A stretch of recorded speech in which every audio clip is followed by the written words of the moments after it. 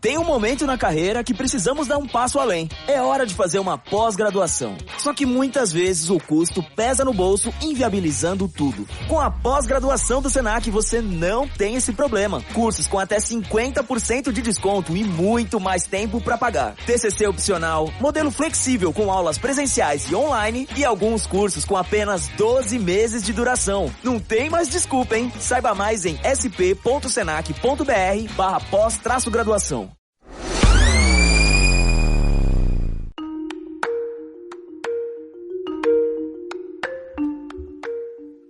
All right. Welcome back to the Misfit Nation. We appreciate you taking the time to listen to our first episode. I want to thank Raymond and Chris for taking time out of their busy schedules and joining us for a bit of their story. We'll have both of them on again in the future. I know you'll enjoy that. This episode, we'll go through some good topics. We'll talk about parenting, veterans, Zumba, strength, and resilience. I personally am not an expert on Zumba, but our first guest this week is. She is passionate, she's a leader, she is strong, she is called mom, sergeant, friend. As you were told in the last episode, her laugh and smile is 100% contagious. When I was getting ready for my last tour in the mountains of Afghanistan, I went to a weird place in my head where I was not confident. I was not 100% sure I was going to make it back. She looked at me and basically told me to snap out of it. I listened, but I did not hear her words until our second day on Fortress.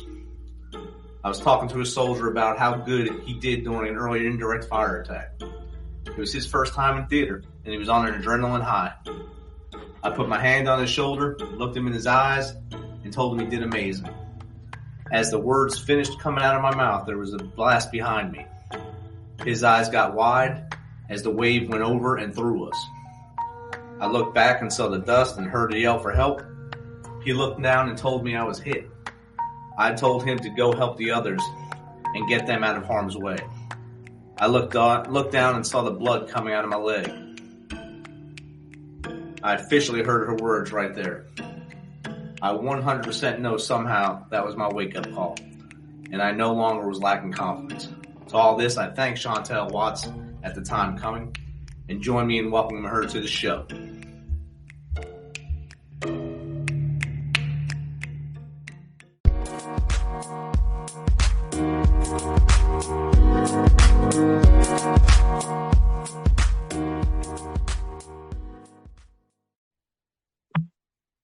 Hello, how are you? I'm doing great. Can you hear me? I got you perfect. You got me good? Yes, I do. I hear you laughing already. See, it's good. So you found yourself a quiet spot to do this? Yeah, I found me a little spot. I have a couple of them around the house. You got to have them, otherwise you go nuts. All right, so I remember coming into the B-Doc 10 years ago and meeting you and Homie in a little conference room with Sergeant Hubbard as she was introducing you guys to me when I was first getting acquainted there in the lay of the land. And I got to tell you, I was impressed with you immediately. You were professional, you were confident, and of course you were smiling and laughing the whole time, so I thought that Kandahar would be a great time. Boy, was I confused with that one. And that seems like it was 100 years ago now, with all the things that have occurred in the last decade. And I know for you, yeah, it's been a fast and furious decade. It has been very fast, especially the last 2 years. But I still remember the day that you showed up with Sergeant Hubbard, and it was probably one of the best days of my life there on deployment, given the current situation me and Homie were facing at the time. I was like that shining light, I guess. You were the beacon of hope. We were so happy to see you. I was glad I had some good soldiers in the platoon. Of course, you have your rotten apples, but I was able to deal with most of them while we were there, and no one got into trouble there. That was later on. Yeah, so, we had some interesting people in the platoon. I don't forget them either. I don't forget any of them. Yeah, either do I. I mean, I took a lot of them as lessons learned, and on both sides, good and bad. So it helps us out. Yeah. And right after that, you kind of got thrown into a weird situation when we came back, because we came back from Afghanistan and you basically got no time off. You went to WLC and air assault school. Yeah, I kind of. I think I remember. Everyone else was on leave. I know. I think I got a phone call. I think you gave me a pre-warning, and I got a phone call from you, and then I got a phone call from First Sergeant saying, "Hey, we got 2 slots. Do you want to go? If you want to go, we can send you here. We can send you there, back to back." And I was like, "Oh crap! I should have never opened my big mouth." I was like. Well, you answered the same way you are right now, laughing. And, yeah, I'll do it. So I was like, man, I can't. One thing about me is sometimes I sit back a lot, but when people challenge me, I can never turn down a challenge. So I was like, well, I got to do it. Challenge accepted. Challenge accepted. I think I cut my leave short, maybe like 15 days. Oh, yeah. Because I didn't come back. We came back as you were graduating from one of the schools. Yeah, I think it was air assault school. Probably, because I was there to give you your coin. Yes. I think all of the battalion was back then because the commander, you and First Sergeant and Sergeant Major showed up. And I know for WOC, I was stuck with 3rd Brigade. Yep. Oh my God. I'm sorry. That was quite an interesting cycle. Yeah, it was. Yeah, and I mean, soon after I met you and homie in the D-Doc was when that rocket attack happened on base, and that's the first time I got to see any misfits in action. You, homie, and Sergeant Hubbard came flying around with the vehicle and a water buffalo to put out a fire. I know there were some comical parts there where backing the vehicle became very chaotic. Yes. We can laugh about it. We can laugh about it now. There was a lot of comical moments that day. The first one, I think, when I was running to find everybody, I ran past you and Sergeant Major and the Gator. I was like, there's a fire on the other side of the fire. It's like, I know, we're on our way there. Go get everybody. So when I found everybody pretty much kind of dressed, except for Sergeant Hubbard. She was in the shower, and I was like, "Oh my God, we got to go for this fire! You got to hop out." She had suds and everything. Didn't hear the rockets at all. So that was some kind of day. I didn't even think I could run that fast. But somehow I made it across the 5 and got everybody.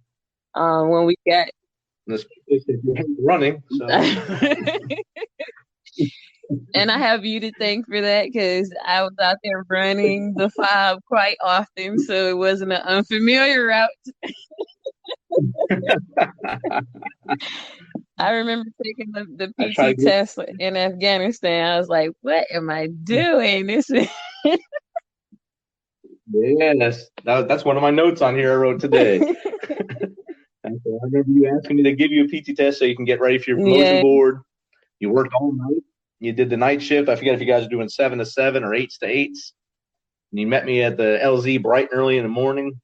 And let me tell you, this always stuck out to me. After pulling an all-night shift, in a tough battle space, you came out and rocked your push-ups and sit-ups.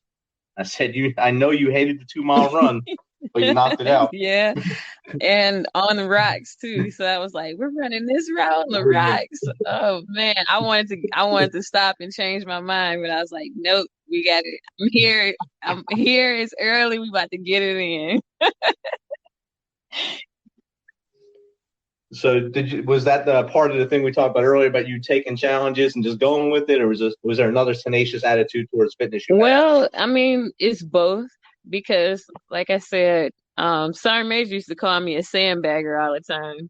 like in the back of my mind, there's always these things that I want to do, but I'm too afraid sometimes to just go out and get it done.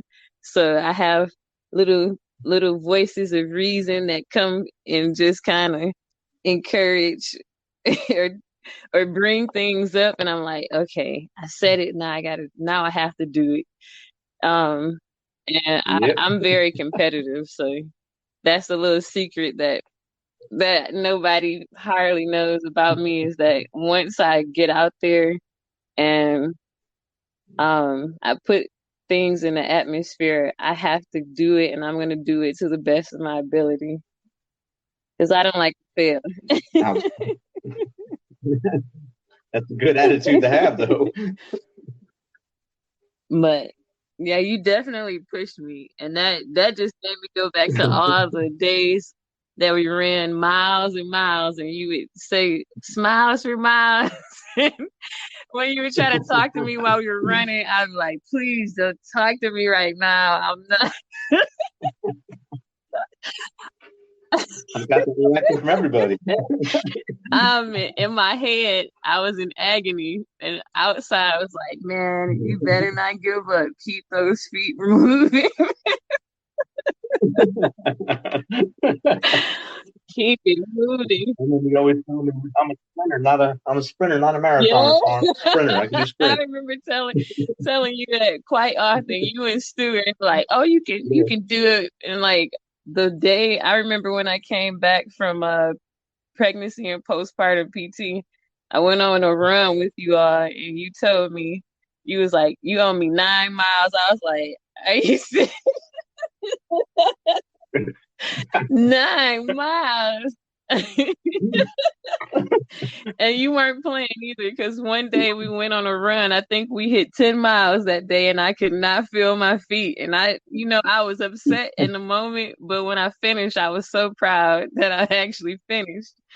And I finished with the platoon. I didn't fall out or any of that. So I really think that if it wasn't for you, I probably would have never run 10 miles, because I hate long distance. I believe me, I know I wrote that down many times. I hated it with a passion. I was like, 2 miles. All we have to do is 2 miles, 4 at max. There's no reason to run more.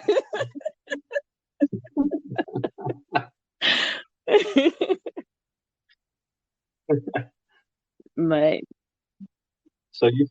so I mean, right after that is when Micah came around. Yeah. And that was the last time I saw him. He was turning 1. So then along the way, you found Mr. Watts, of course, and now you have your own squad, basically. Yeah. Tell us about this part of your journey in life, and how important that part of your journey, and of course your family unit is to you. So family is really important, and again, I have to thank you, and definitely our Misfit Nation, because before I had my own family, you all were really my family. Like, you were with me when I bought my first home when I was pregnant. Like, I grew up without a father, so I never knew what it was like to really have people who would be there for you for moments like that. So it was really special to me just to have that. We had like a really special bond as a platoon. I think I made it through a couple of rough moments in my life when I was there at Fort Campbell in Recce platoon.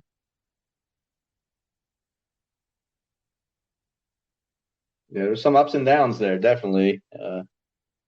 I definitely remember doing house hunting with you. I think we went to what we do 6 houses that one night, 6 houses. I was so appreciative, and I just kept thinking, I was like, I know Gwen is like, where is it?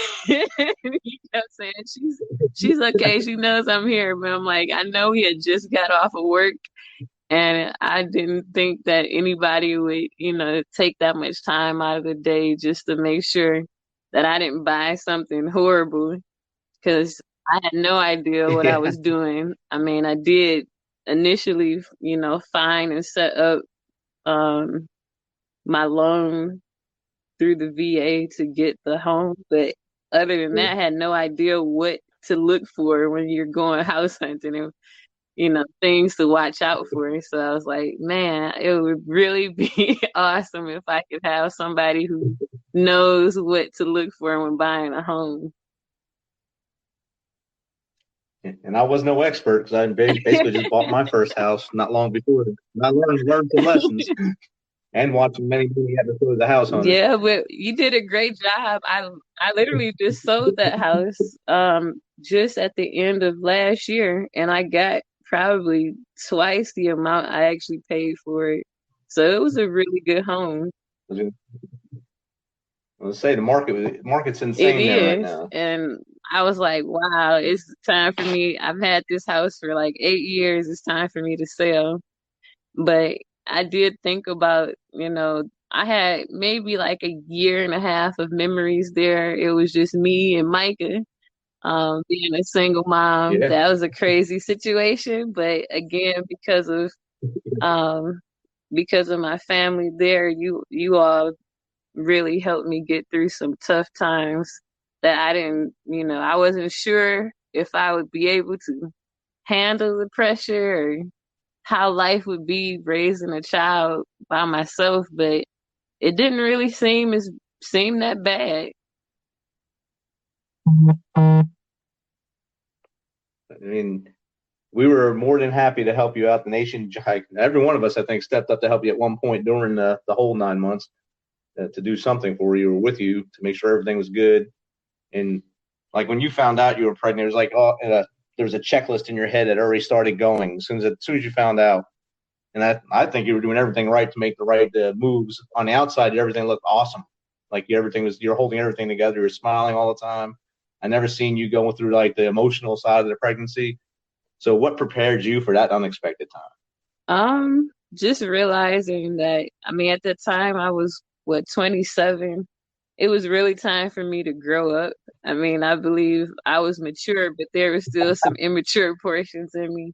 And I really think that in that moment, it was like, it's time to get it together. Like, so I couldn't fall apart. I couldn't afford to fall apart because now I have this life growing.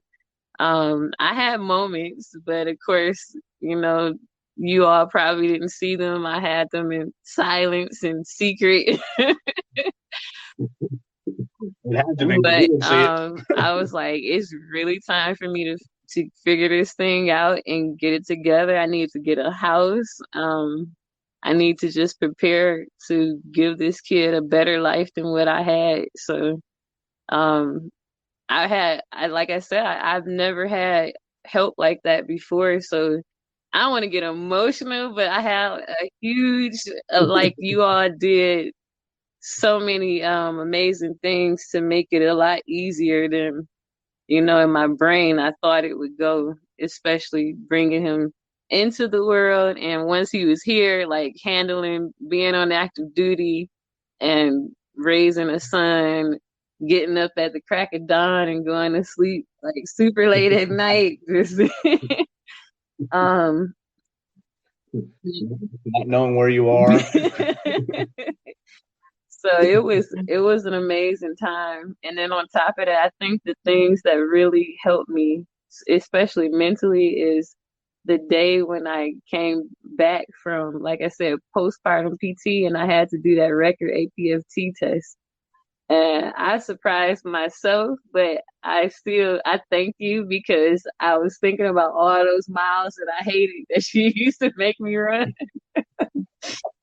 And like that day I was so terrified because I'm like, I never liked the run. I did okay in it. I never failed it, but it was my Achilles heel when it came to trying to max my APFT.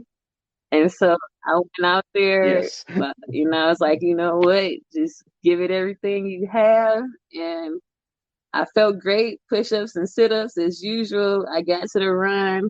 I was shaking, but then, like, I don't know, I just started feeling good. I saw you out there, saw Majors out there, and I was just like, just don't give up. And then the next thing I knew, I saw the back of you in Gasco, and I was like, I'm not passing them, am I? I know you were pacing Gaskell because I think he was just getting over an ankle injury or something like that. Yeah, But yeah, he was just coming I back. think I tried to hang back there with y'all for a little bit. And you told me to get out of there. He was like, "Go, little bear." I was like, "Okay, I think I can keep going." Or, but it was just a great day. I think that was probably I've had some pretty good PT tests.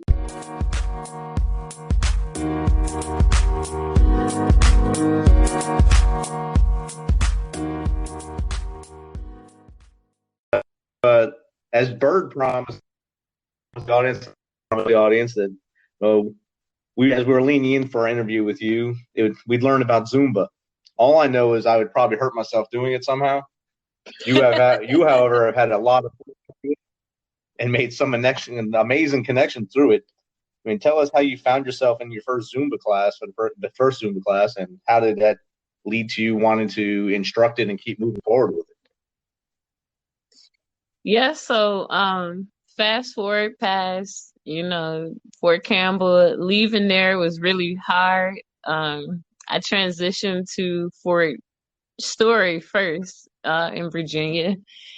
And then I met my husband shortly. He was a single father of 4 boys when I met him. And I thought he was just a phenomenal guy, and he instantly took to my little one. And I don't know, it just really he so after we got married, I had my daughter, and I was struggling. I struggled hard. I had postpartum depression, and I was just I was down. I was really hurting for a period there while I was stationed at Fort Eustis then. It's like 45 minutes away from Fort Story. And one day I was in the gym and I was just going through the motions because I was trying to lose that baby weight, and I was on the treadmill running, and I just heard music, like loud Latin music. And I was like, where is that coming from? So after I finished my run, I got off the treadmill and I was walking around the gym, and I seen the little cardio room, and it was filled with ladies that just having a great time. Um, and when they finished, I didn't go in. I just kind of peeked in, and then when they finished, the instructor came out and was talking to me. I was like, you should come in." And I was like, I didn't know if you could just like come in, if you had to sign up or whatever not. But I started going, and the next thing you know, like I started in the back of the classroom, and she would always try to get me to come closer. And the next thing you know, like I learned the choreo really well because naturally I've danced most of my life and I love dance. So she was like, "You're really good. You should come up front and do the choreo with me." And then the next thing you know, she was like, "Do this song, and I'll go to the back." And I'm like, no, because so long story short, after a while, she kind of convinced me that maybe I should think about being an instructor, especially at that point, I was getting ready to get off active duty, and somehow I don't know why I signed up to be a nasty girl.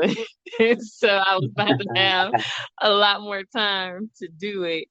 And I made the decision. I was like, okay, I'm just gonna go through the training, and if I like it, I can, start teaching if I want to, and if I don't, then I can just still come here and teach with you ladies because I know everyone here.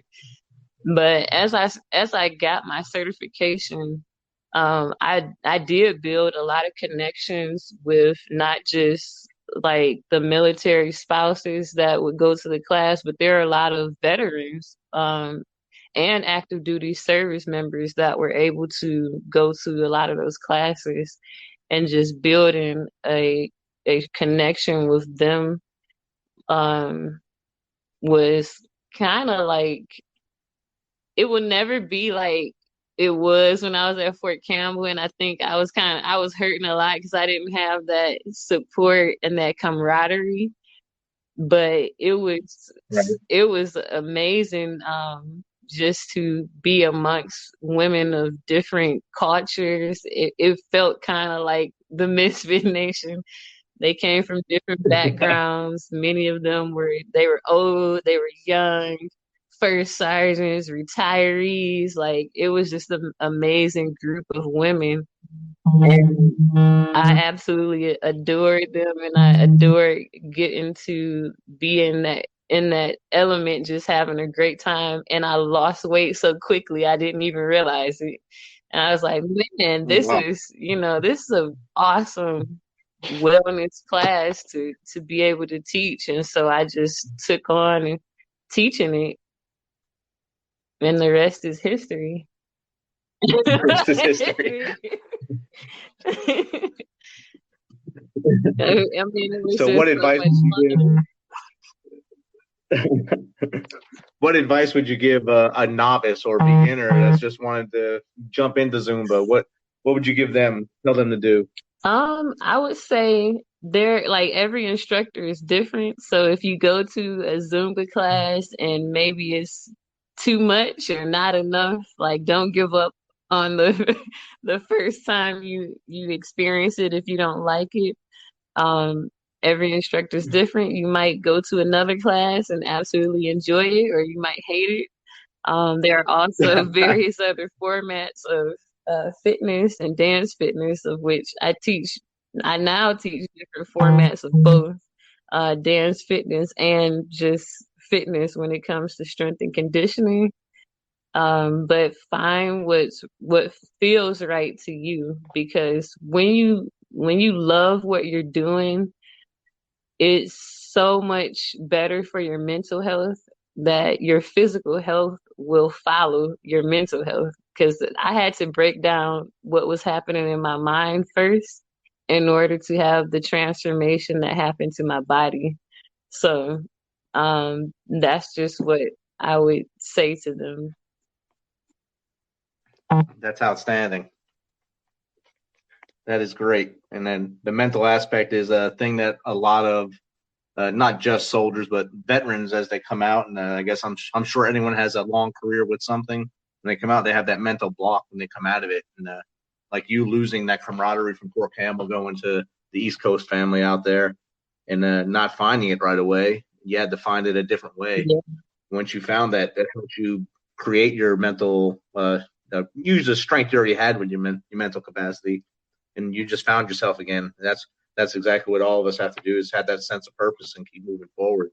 Yeah, so I did listen to I cheated. I listened to your other podcast with Bird and Cern Whamma, and I think it was brought up by Bird. It is very important to have that sense of purpose, because transitioning twice, from when you PCS and then when I transitioned out of active duty, I hit another rough patch, because it's really difficult to go from doing something every day for like 6 or more years to hello, now I got to figure everything out again. What am I going to do?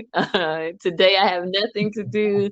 Am I looking for work? What kind of work do I want to do? What am I going to do next? Like, it's a lot that hits you at one time. And so it's so important to just have a purpose and know where you want to go, because it makes the transition a little bit easier. Yes, it does. Was there anything that you happened during your career that you wish didn't happen, or is there if you had to do all this over again, from starting after you left the Chippewa Nation of Central Michigan and went to the Army after that, is there anything you would change or do differently? I don't think I would change anything, maybe except for, maybe I wouldn't have joined the Nasty Girls. No, I'm just playing. Should have joined the reserves.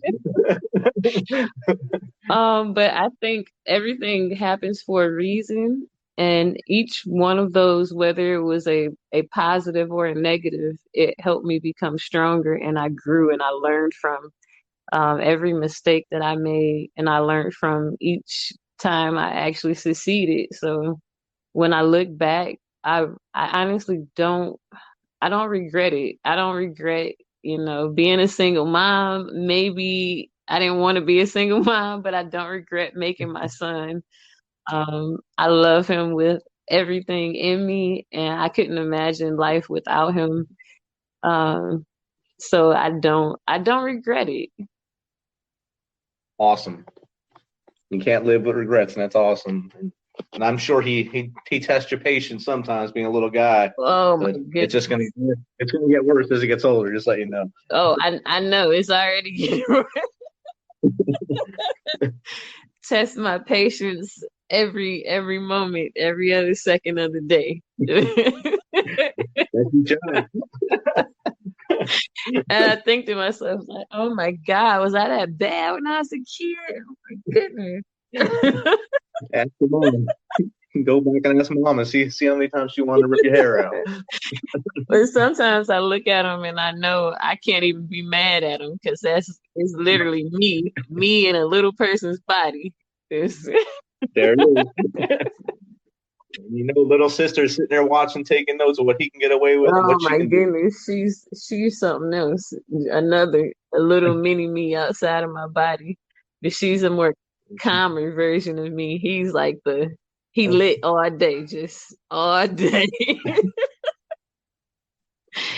There's Well, I know you have your hands full. there's no quitting him at all.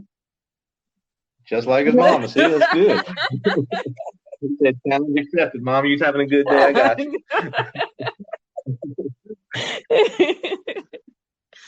No, keep me on my toes. So I know. It keeps you young. It'll keep you young for a little while. They do. They have. Keep me young and fit. That's what I used to tell people besides Zumba and fitness. My kids keep me skinny because I don't have time to I'm trying to do anything else but chase them around and worried that you're doing something wrong, worried that they're doing something wrong. Yes. And then I have my I call them my love children. They're all my children. I have 5 on this squad right now. There's 5 in my home. I have yes. At one point, we had 3 teenage boys and then 2 toddlers. And now we have pretty much 2 grown men. There's one that's 18. He just turned 18. And then we have our eldest son who is autistic. He just turned 21. And we have my youngest teeny bop who is he's 15, but he'll be turning 16 soon. And then we have Micah, who's getting ready to be 9. And then my last but not least, the only other girl in the house, Michaela. She's 5. She's the boss. Yes, she is. Especially when mommy's not here. She holds it down. Oh. I feel sorry for them boys. She holds them in the palm of her hand. Yeah.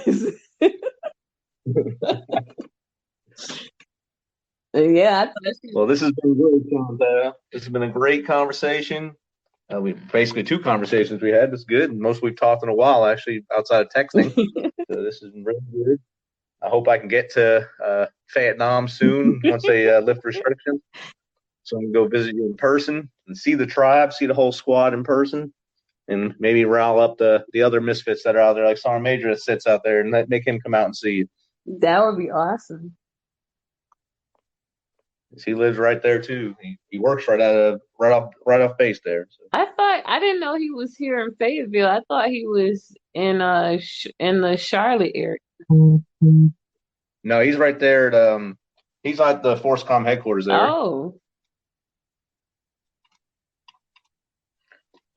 Yeah, so he's like in my headquarters. Oh, you did. So we'll have to get together next time we get that way. You did tell me that you, Sergeant Major, and First Sergeant you all work together? Yes, we're all in the same contract. So we're all doing great things still for soldiers. I'm actually in Wisconsin right now training soldiers. So. That's awesome. It's cold up there too. Yes, it is. It's very cold. It's not Tennessee No, here. it's not. Woo, I don't miss it. I don't miss the cold at all. Yeah, it was -2 when I got here today, so a little to get used to. Wow. Yeah. Yeah. So this was great. I'll let you get back to your household duties there and corralling the children because it's almost dinner time. Yes, it is, and they're waiting on me too.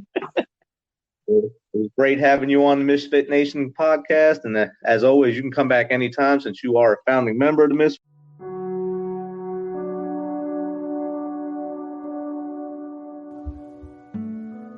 Oh, wow. That was great chatting with Chantal.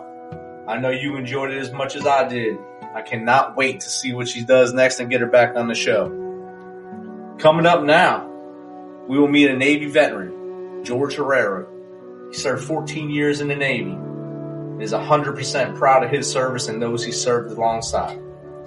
He has since worked hard to help veterans in their fight against the invisible demon, PTSD. He is coming to us live from St. Louis. So let's get him on the line.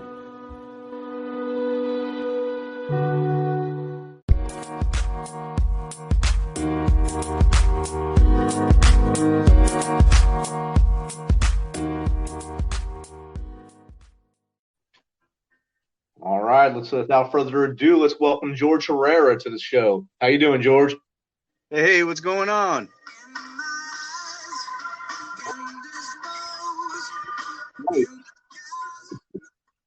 So how's everything going today? Going great. You just get off work? You at work still? Yeah, still at work. All right, good. Veterans. Nice.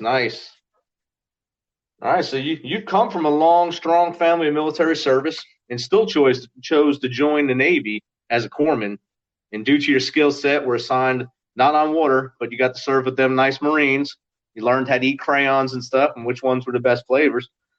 Tell us a little about your story from when you joined or why you joined, the obstacles you had, and what being a corpsman meant to you. Thank you for bringing me on to this Misfit Nation. I almost feel like I'm an adopted bastard of the group, and so yeah, it all started. We're all inspired by certain things, and I of course was inspired by my father, who had served 20 plus years in the Air Force, and I'll never forget it, clear as day, coming in one weekend and saying, "Hey, I rogered up. I'm going to be shipped out," and how excited both him and my mother was. They were ready to go out to San Antonio, Texas, and thought they were going to see me graduate from Air Force boot camp. Well, that wasn't the case. I told them over dinner, and needless to say, when I said I had joined the Navy, they thought I was going to be up on some ship and never be home. But it got worse from there. I told them I had joined the Navy and that after my boot camp training up in Great Lakes, Illinois, I would be going out for training in the Marines. And they weren't so happy about that either. Of course not. Yeah. So, it was great. Out of the 14 years that I served, 13 of them were with the Marines. And I found that I liked the color green better than the color blue.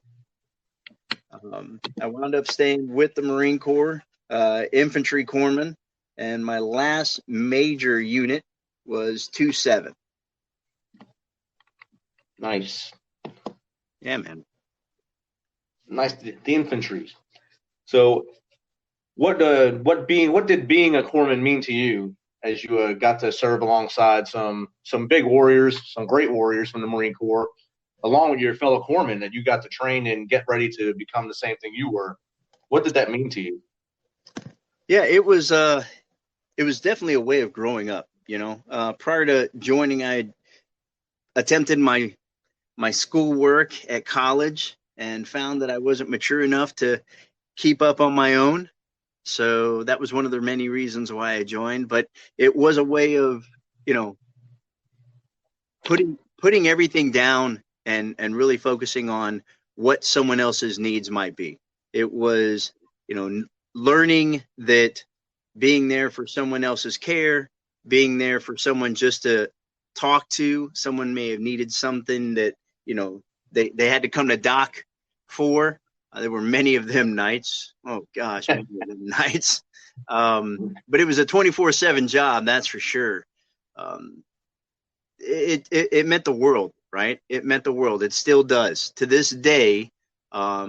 It's so true that they say a Marine's best friend is his corpsman, because through thick and thin, and we've been through those. I've been through those many times. The corpsman is the one that comes up and takes care of the wounded, of the injured, puts their lives on the line just so we were able to get out there and do some more good work. Awesome. So you made it to the 14-year mark, which most people, once they make over 10 and they start driving, they're thinking, I'm going to finish this off and get that guaranteed paycheck for life and go for 20 years. But you had to make a tough decision at the 14-year mark to either stay or move on to be with family. How did you factor that decision, and how long did it take you to make it? Oh, man. I had just come back from one heck of a deployment out in Afghanistan. We had lost 23 Marines and 2 sailors out there. And I had actually attended about 5 of those that we had lost. And it was a very, very tough decision. I started weighing, but it weighed heavy on me, and I weighed the options of, do I commit to finishing another 6 years, and this war looks like it's going to continue to go, and I've been away from my family for so long, and they were starting to say, well, look at everything that's happening. And it was a very cross point of, do I continue to do this and put myself at risk, or do I move on and try to make something else and start my other career earlier? How much does this retirement mean to me? And it was tough. I know that it wasn't the thing that my senior advisors wanted me to do. But I had a great doc at that time, my medical officer. And during our period of leave, he had said, hey, George, I know that, you went out there on leave and you guys did what you needed to do, but I want you to take an extra 2 weeks. And in this 2 weeks, I want you to examine yourself. And brother, I got to tell you, it was the last day of the last hour of the last second that I actually sat down and mirrored myself to try to do an exam. And to this day, that medical officer, that doctor, I believe saved my life. That's outstanding. Yeah. I had some issues that were hiding out, and once those came to the forefront, they had placed me away from, doing sick call and stuff. There was a time where, I knew it, but I hadn't said anything. I was visiting with my girls, and my oldest at the time was getting into skateboards, and she tripped, had scraped her knee, and something as simple as putting a bandage on her knee. I had cold sweats. I was freaking out. I think I yelled at her for falling down. But of course you did. But it was like, what was all of that? And now I look back on it, right? Hindsight's always better. And those were the beginning stages of what PTSD is to many individuals. That's exactly right. And like you said, coming up to 14 years in the military, you were at a point where you're considered senior to most of those around you. And if you went to the doctor, that's a bad time. So for you to get self-care was hard. And that doc telling you to close down and actually do a self-assessment, that probably did save your life to make you look inward before looking outward. Right. Yeah, I know that that's exactly what that was. And, it's because of that I've taken a step post-military to help others do that same thing. You mentioned it. It's not only in the military do we see it as, something that is a sign of weakness or, doesn't show a strength, but it truly is something that will help pave the path post service date. Definitely. And I think in both of our past career or our mid-ground career, both of us, we worked together. You were actually my boss. And we got to see, I guess, a lot of people within the spectrum of PTSD come through us. Mm-hmm. And I mean, we had mild cases, and I had one where I had to talk to him from about 10 o'clock at night till 3 o'clock in the morning to stop him. Yeah, and I know you have had that same thing. Let's talk about that a little bit. It definitely was something that, called to question how much more we needed to be out there. And you did a awesome bang up job for being there for your veterans, that came to you, that confided in you, and respected you. They still do. These are relationships and friendships that we carry on even to this day. And that's because they knew they had someone that they can confide in. It was someone who actually cared, other than, someone who was just there for the weasel work and, put a check in the box and carried on. Exactly. That's exactly right. That's a great way of putting it there. And I did it for 2 years. You were there a little longer than I was, and then you moved on to the big house for the veterans, the VA. That just shows your dedication to veterans right there. Let's talk a little bit about what you've been doing with them and where you see yourself moving on to. Well, I was able to find me a position out here in the VA where, everybody, I think the VA gets a bad rap on a national scale, maybe worldwide. And I understood that. I listened to some of the very veterans we were just talking about tell me how many issues they were having. And instead of just, bad-mouthing the VA, I thought, well, the only way to fix it is to get inside. And so I wanted to see firsthand what is going on with the VA. I know it's very confusing. I know that there's some miscommunication gaps that are happening, but with a big organization as vast as the VA is, there's going to be. I always talk to the veterans on a daily basis, and I say, I want you to remember what happened when you were in the military. Did you have miscommunication? Did you have gaps? Did you hear from one person who was senior to you tell you to do one thing and you go over to do it, but then another person tells you to do something else? This is no different. So please bear with us. And oh, by the way, if you have all of these issues that are going on, again, I need you to remember that back when you were in the military, you had policies and guidelines. And guess what? In the VA, we also have those same policies and guidelines. And if you don't adhere to what those policies and guidelines do or say for you, then guess what, buddy? You're out of there. That's a swing and a miss. And you do a couple more of those, no one's going to care for you.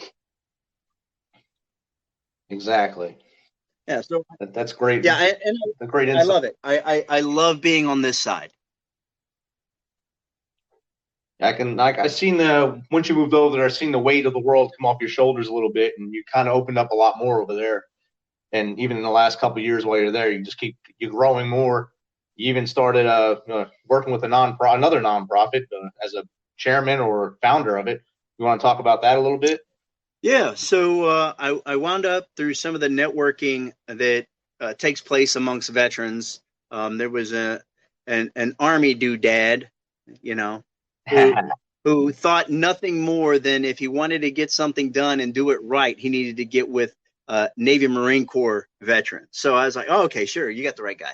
And so So we started talking about, what are some of the best ways to tackle transitioning veterans.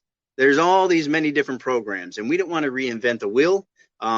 We just knew that there needed to be a place that veterans could go, talk to someone face to face or put them on the phone, have somebody who cares, because nowadays it almost seems as if, these nonprofits are becoming businesses instead of that caring factor where they need to be, and really befriend these veterans, to not just give them the funds or whatever it is that they need, but to walk them through side by side and to support them, to be there the same as your senior or your team was when you were in the military.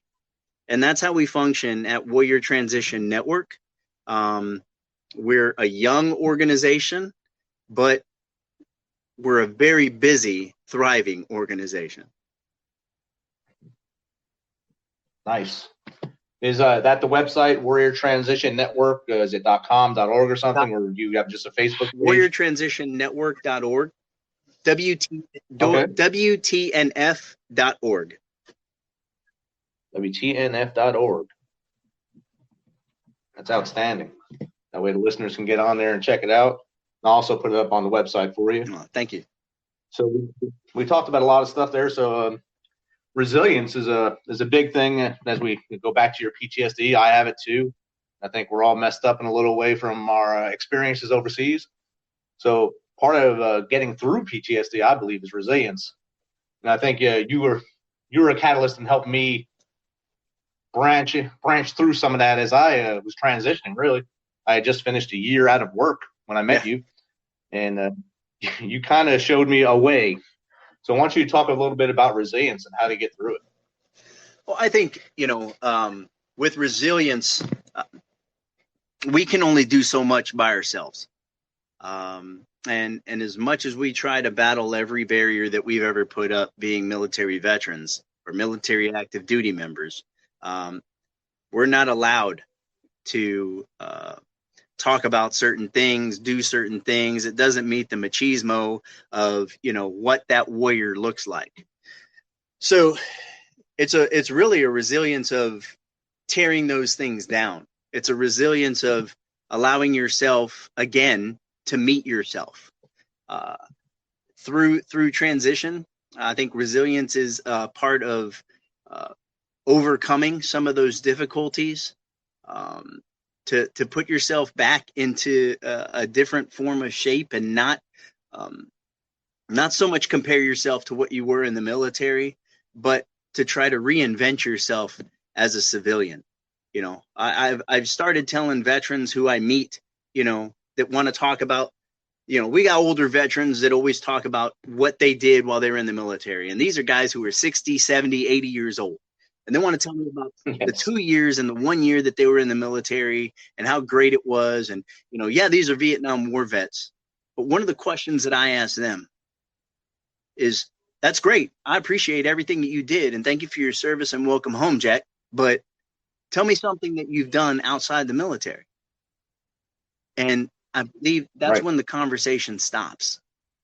So what I would tell all our new veterans who are coming out of the military is ask yourself that same question. What is it that you want to tell your kids, your grandkids, about you and who you are when that time comes? Because the military is something that established a foundation for you. It's who you grow from there that is going to be the best part of your life. All right. That's perfect. And I think I've actually heard you ask people those questions before. I think at the SVA conference me and you spoke at, we did our entry music to Happy. We danced. We got the whole crowd. I mean, we were last. They put us up after, I guess, 7 hours of briefings. They put us last. So we were up against the wall, and we had to do something to make them move. And we did it. We got them moving, and we got them going. And then we were able to engage with people after. And I think he actually heard you talk to a young veteran outside there, basically the same way you said you talked to that Vietnam veteran.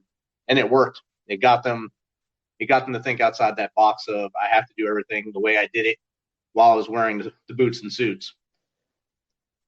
So that was good work. Yeah. Yeah, and you know what? It was an excellent team. I had a great teammate, coming in there with the SVA. I still remember that conference and dancing and getting other people to get up and dance to really change it up and shake it out a little bit. That's what it's all about. You have to establish a connection with folks. And in today's day and age, when we're too concerned about what's happening on our phone and to TikTok, Snapchat, whatever the newest thing might be, if you're not connecting and finding a way to really hone in on another individual, then you're not paying any attention. And it goes back on what I was saying, where people are just numbers and not actually people. Right. They're just basically a tick mark on the wall, or that block of the day. Oh, I've seen 8 veterans today. I get my paycheck, and I don't think that's the way we need to act. And besides veterans, I know you're a big family man. You got out of the military to spend time with your family. You have 3 amazing daughters, an awesome wife who puts up with a lot with both me and you do. Where do you see yourself in 5 years in the veteran sphere and, of course, in the Misfit Nation? So in about 5 years, kind of working on a couple of things right now, and hoping if everything goes well, that this move might put me into another position out here, still with the VA, but just with a greater sense or greater bit of responsibility, being able to sit at the table and strategically talk about planning steps. I think, in doing anything, if those of you who are married, I would always say go back home, talk to your significant other, definitely sit on it a little bit. Don't quickly react unless you've got a fast timeline, but it is a family connection there. I know I've been talking about connection, and myself, I'm part of a divorced family. I have my 3 girls who had lived with their mother, and I remarried. But connection is key with keeping marriages together and family. And unfortunately for me, I learned late in life, but never make the same mistake twice. That's right. And I think you upgraded. If you're doing well, definitely. You're better. You better really make sure you stay straight most times, which is awesome. Even when you let it fall in a race, but we won't harp on that there. We don't know about that. I think we don't want to harp on that. We'll talk about that in a couple of weeks when we meet up at the wedding. So we might have to talk about how you're supposed to treat your significant others at a later date. Yeah, that's a whole other show, I think. But this has been great, George. Thanks for coming on the Misfit Nation. Any parting words you want to say? Hey, all you Misfits, it's a great group. Fantastic. There's lots of love in here. And for those of y'all who I've yet to meet, keep doing your thing, because everybody's looking at what it is that us Misfits can do and be great at it. Amen. Again, George, thanks again. And I'll see you in about 2 weeks. Thanks for being on. Can't wait. Thank you, brother.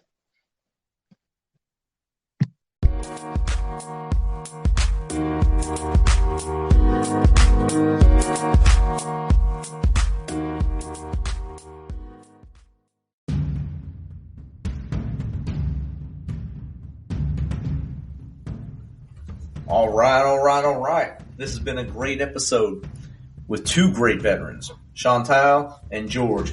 Both taught us about the journey of healing, whether it was from PTSD or just kind of losing your way.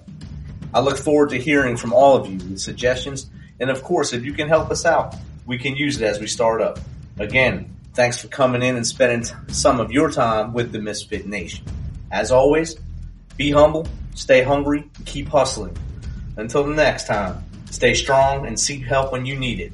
Don't forget to go visit WTNF.org and find out more about that organization. We are the Misfit Nation.